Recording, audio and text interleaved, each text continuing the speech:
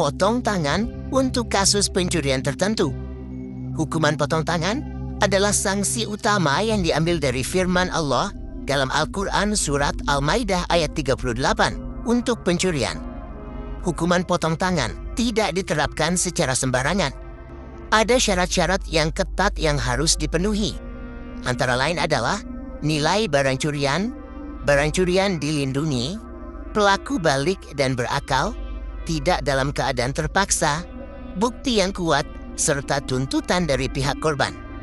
Penerapan hukum di Arab Saudi didasarkan pada interpretasi syariat Islam, dan dalam kasus pencurian yang sangat parah atau yang melibatkan kekerasan, sanksi yang lebih berat bahkan dapat berupa hukuman mati.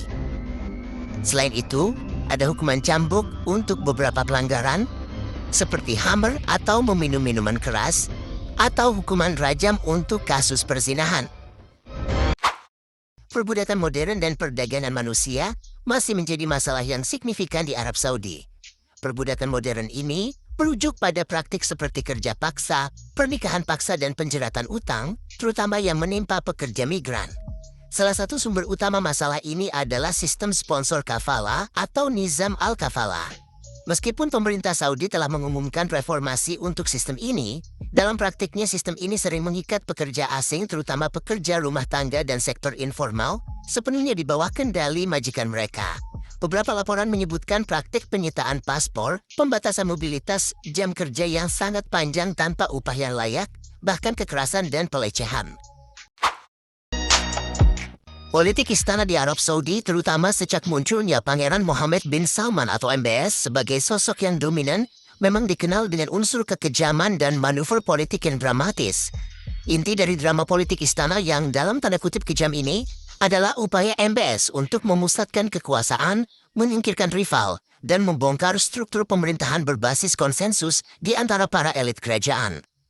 Pada Juni 2017, Raja Salman menunjuk putranya Mohammed bin Salman atau MBS sebagai putra mahkota, menggantikan sepupunya yakni Mohammed bin Nayef atau MBN. MBN yang dikenal memiliki hubungan erat dengan Badan Intelijen Amerika Serikat dan merupakan putra mahkota sebelumnya ini, tiba-tiba dicopot dari semua jabatannya, termasuk jabatannya sebagai Menteri Dalam Negeri. Beberapa laporan media besar menyebutkan bahwa MBN dipanggil ke istana di Mekah dan ditahan selama berjam-jam. Kemudian dipaksa untuk menandatangani surat pengunduran diri dan berjanji setia kepada MBS. Ada laporan yang mengklaim adanya ancaman atau paksaan. MBN kemudian ditempatkan di bawah tahanan rumah yang ketat dan dilaporkan terus ditahan di lokasi yang tidak diungkapkan hingga saat ini, menghilangkan statusnya sebagai pesaing tahta. Beberapa bulan setelah penggantian putra mahkota, terjadi pembersihan besar-besaran dengan dalih kampanye anti korupsi. Pada November 2017, puluhan pangeran senior, menteri, pejabat pemerintah dan pengusaha terkemuka ditangkap dan ditahan di Hotel Ritz-Carlton, Riyadh. Di antara yang ditahan adalah tokoh-tokoh kuat seperti Pangeran Mutaib bin Abdullah yang merupakan kepala Garda Nasional dan ada miliarder terkenal Pangeran Al-Walid bin Talal. Secara resmi, ini adalah upaya untuk memerangi korupsi dan mengambil kembali aset negara yang dicuri. Namun banyak pengamat melihatnya sebagai cara MBS untuk menyingkirkan semua rival politik potensial dan memusatkan kontrol atas semua cabang keamanan dan ekonomi.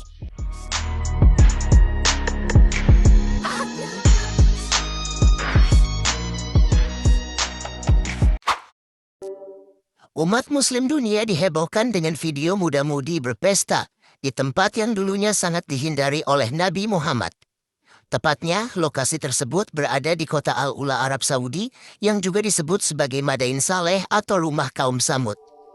Diketahui kaum Samud adalah kaum yang paling ingkar kepada Allah yang berada di semenanjung Arab pada zaman Nabi Soleh. Mereka tetap menolak mengimani Allah meskipun sudah diperlihatkan bukti zatnya melalui perantara Nabi Soleh. Kaum Samud menantang Nabi Soleh untuk meminta Allah menurunkan azabnya kepada mereka. Kemudian Allah menjawab tantangan mereka dengan memberikan azab berupa petir dan gempa bumi dahsyat hingga membinasakan kaum Samud. Jasad orang-orang dari kaum Samud pun terkubur di kota Al-Ula usai azab Allah diturunkan. Oleh sebab itu, konon orang-orang Arab mengatakan kota tersebut dikutuk dan berhantu.